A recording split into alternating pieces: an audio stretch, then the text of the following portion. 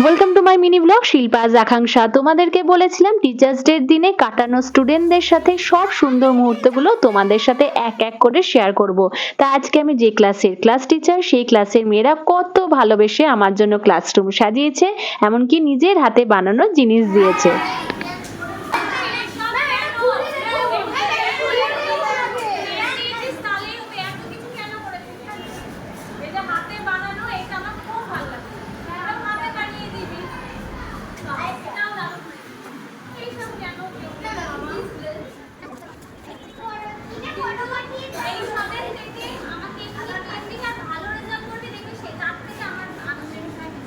আজকের এই mini ব্লগটাতে share করলাম আমি যে ক্লাসের ক্লাস টিচার, সেই ক্লাসের সব সুন্দর মুহূর্তগুলো।